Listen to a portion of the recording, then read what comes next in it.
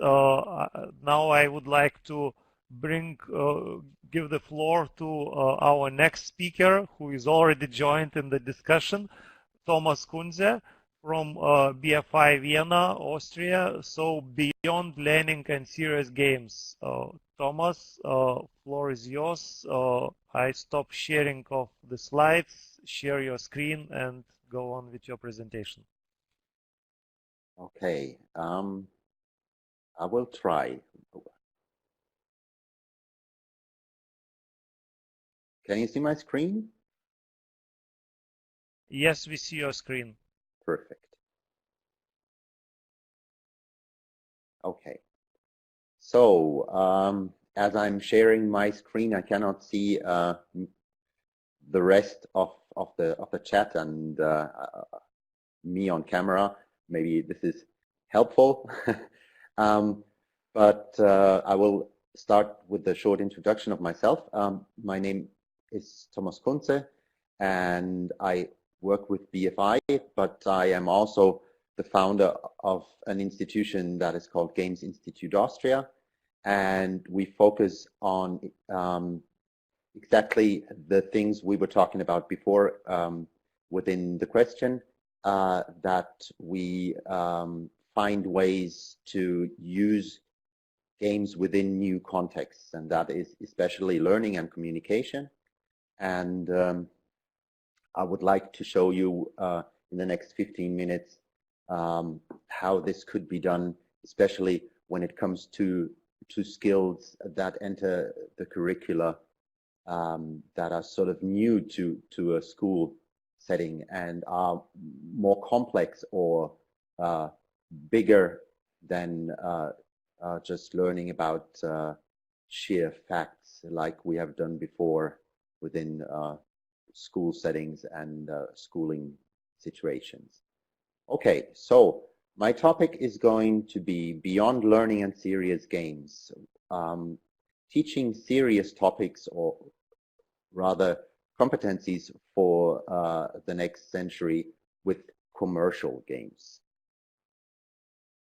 Okay, when I'm talking about commercial games, I am talking about commercial off-the-shelf or COTS games, which actually means that we are not talking about games designed specifically for learning, but games that are used or that were produced to work within the gaming market. So they work on their own and they are not designed for learning purposes, but they have a great potential for that, especially when it comes to new skill sets that we need to learn. So I would like to start with a similar question like the one Anne presented at the beginning of her presentation, and that is, what are video games? And there is an answer to that that sounds really simple. It is a quotation from James Paul Gee, linguist and discourse analyst working in the US, who has published a lot about using games within classrooms. And a good part of my presentation is sort of quoting him. He says a video game is just a set of problems. So that means that if you play any game, you have to learn the game to understand how to solve the problem. For example, if you have a look at Minecraft. Minecraft is a game that is probably known to almost everyone by now, and it is a media phenomenon unlike any other. It is published practically on all platforms, and its success shows the real potential of video games or commercial off-the-shelf games. If you have ever played or seen something about Minecraft, you probably know this bit. It's a very basic building block. It's there right at the beginning of the game, and that is actually what you mine most of the time, and it appears to be really simple. But if you have a look at what people are able to do, you stumble across stuff like this, for example.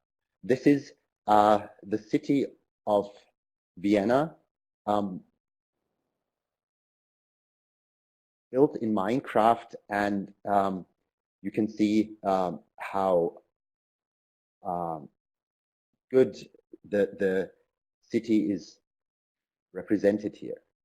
So if you use Minecraft, you can build places or cities or things of a high grade of complexity. You are even able to build stuff like this. So if we have a closer look at what Minecraft is, you can find the following facts. Minecraft sold almost 150 million copies. There are many active users.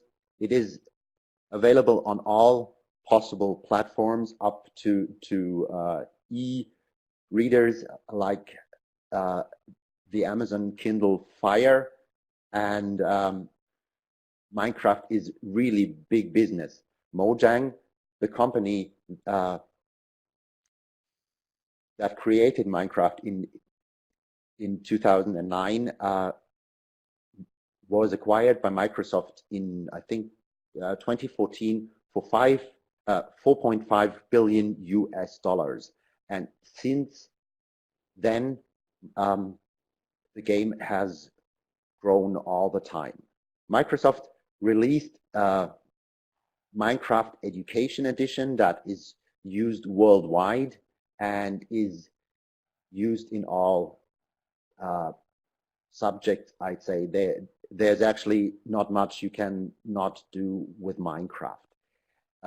The game is even used within a relatively big project that is called Block by Block, and it's a cooperation between Mojang and UN Habitat.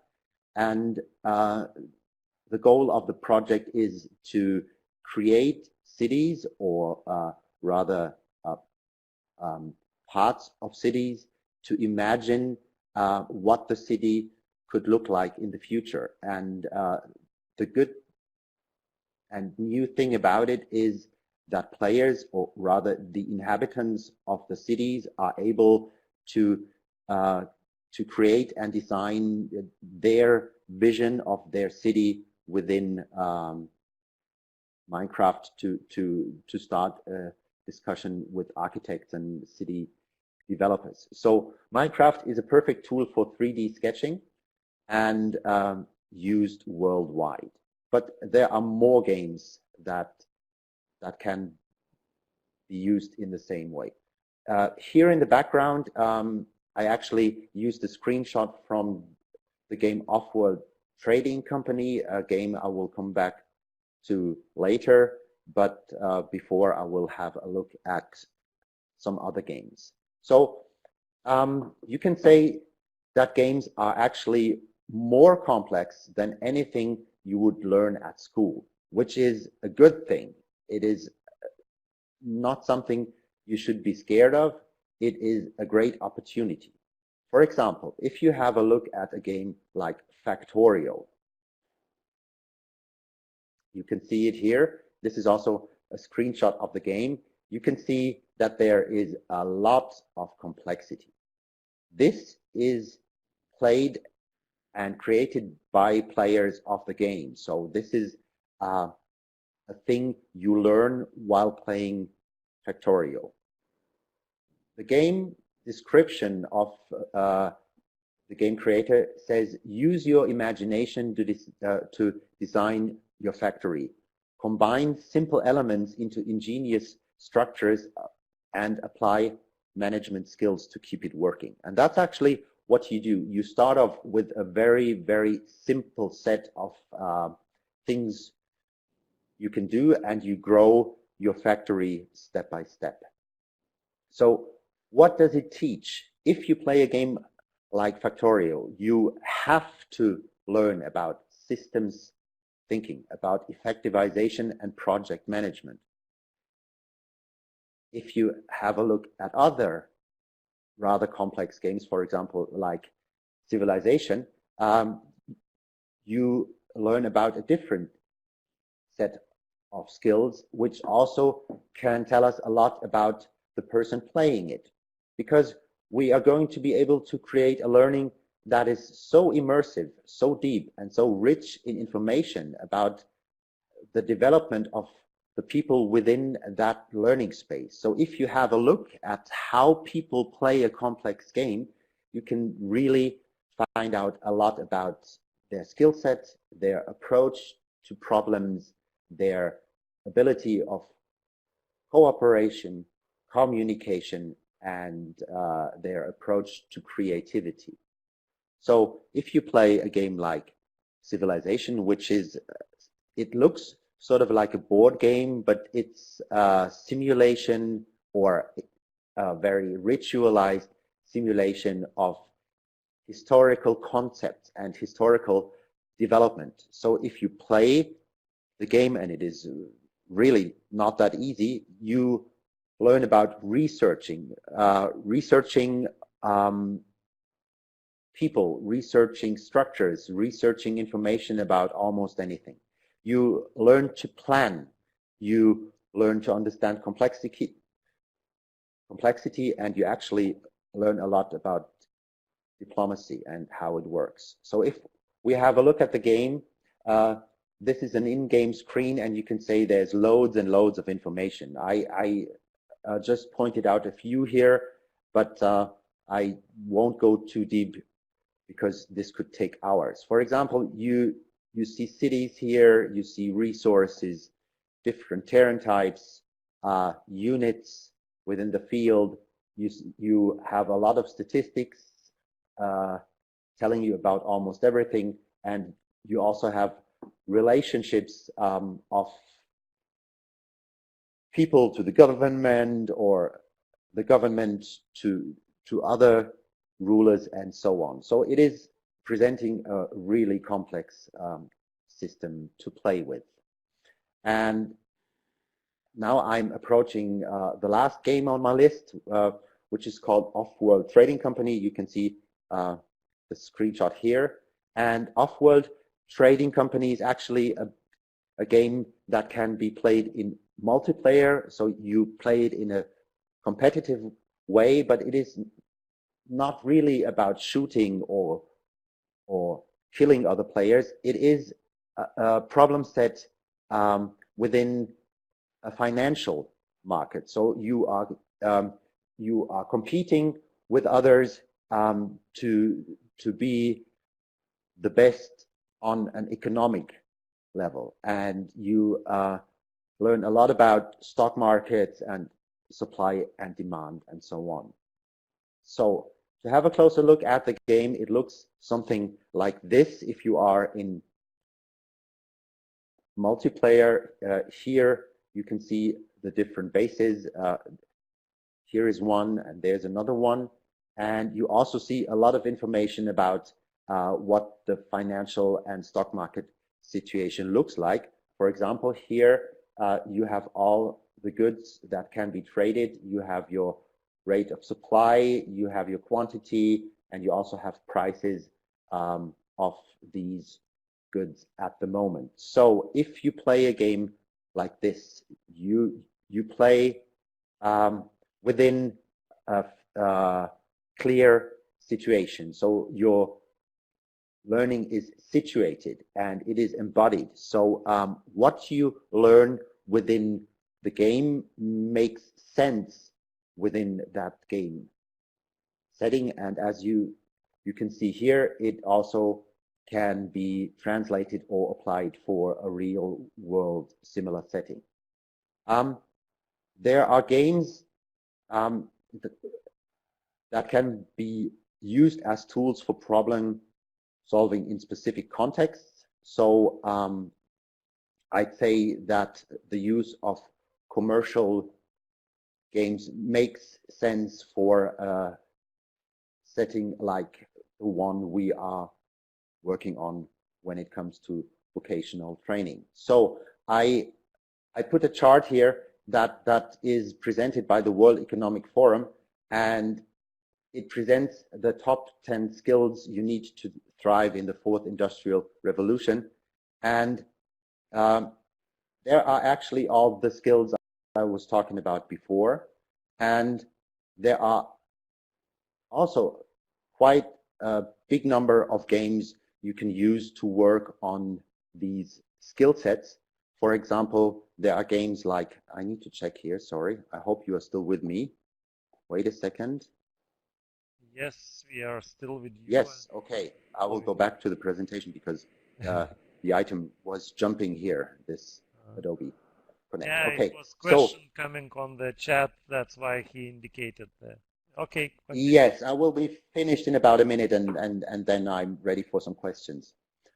Okay, so the games to use for the skills we have on the left could be games, for example, like Blockhood, which is a neighborhood builder that lets the players learn about what is important for growing a neighborhood, for a good and sound and environmentally sound neighborhoods. A game like Brothers is a game about learning how to work with people and how we are dependent on others. So it teaches us about a social set of skills. That is my timer. Wait a second.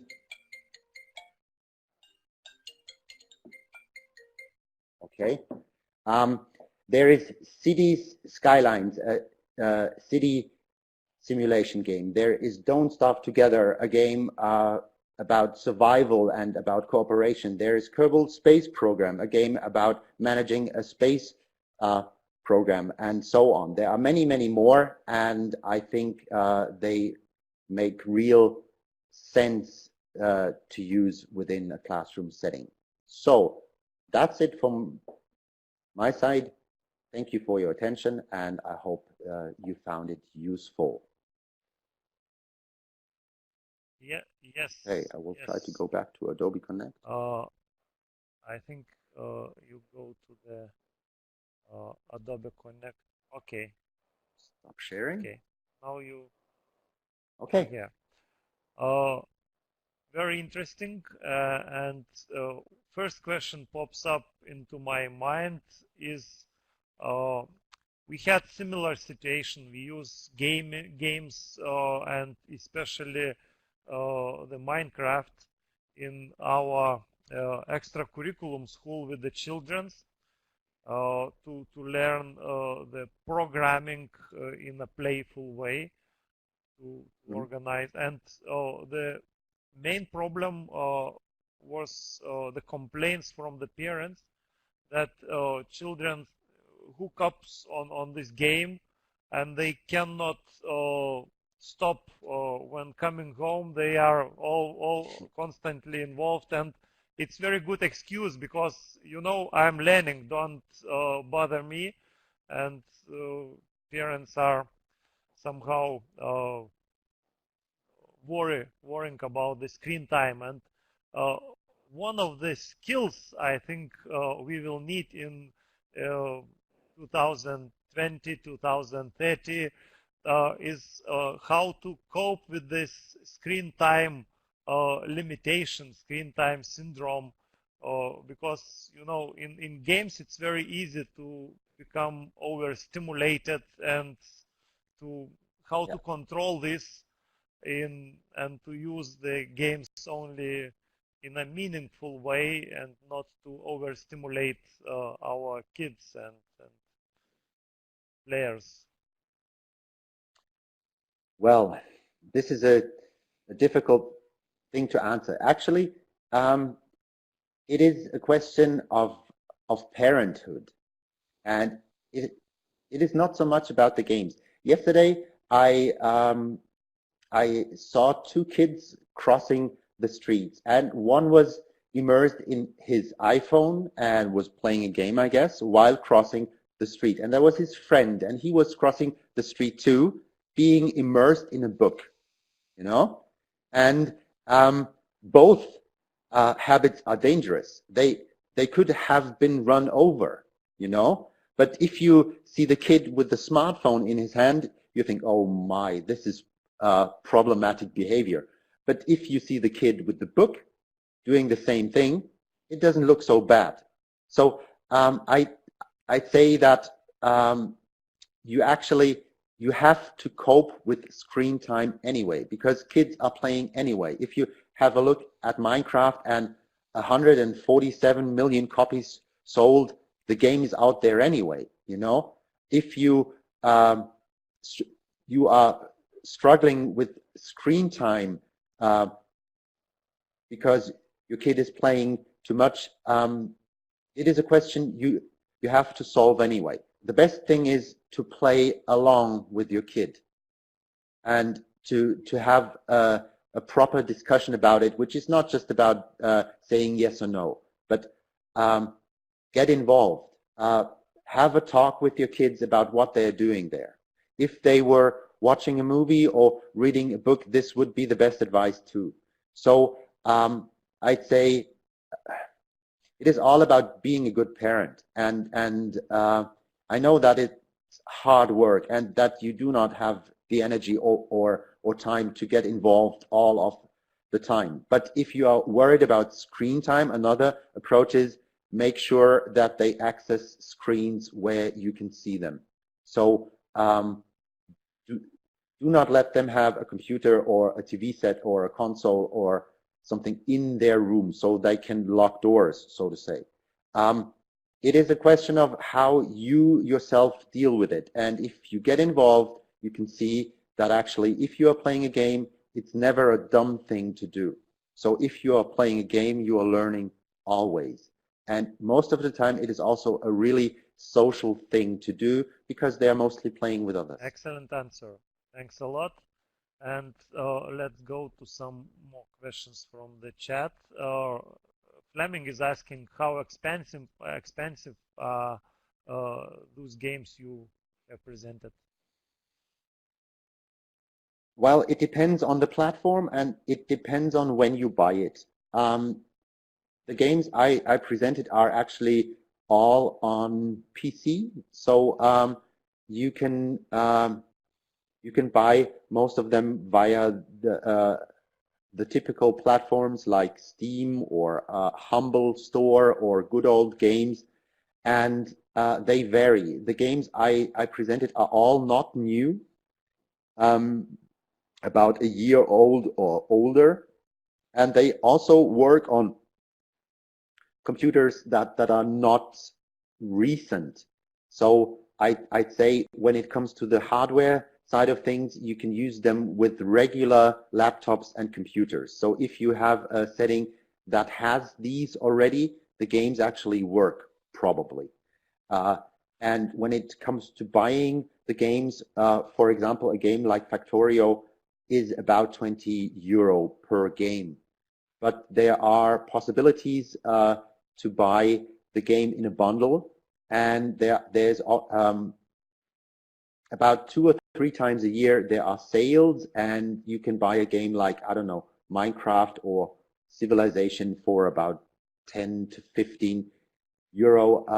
The Civilization game I showed is Civilization 6, which is the newest one, which is actually still a full price game, I think about 50 or 60 euro, but sometimes reduced too. But if you go for an older version like Civilization 4 or Civilization 5, then you can get it well below 10 euro a game. So it is about the price of a book. Okay, thanks for the answer. And Audris is asking how steep is a learning curve for the Minecraft?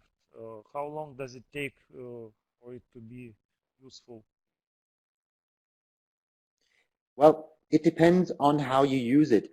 If you use the game to explore and to play it in the regular, I don't know what's it called, survival mode or the regular game mode, then you can start using it within a classroom setting right from the beginning. I would actually really recommend starting right at the beginning of a game if you are new to it, which is not that often the case with Minecraft, but with other games. If you are going into something that is more complex, like doing programming or building machines using Redstone, then you need a few hours, I'd say, to be able to create the stuff within Minecraft that you are aiming for. But if you are going for Minecraft Education Edition, for example, this is also very community oriented, and there's a guide and a video and material for almost everything, and there are quite a lot of teachers who are willing and love to help getting there. Okay, thanks a lot, Thomas. We are running out of time.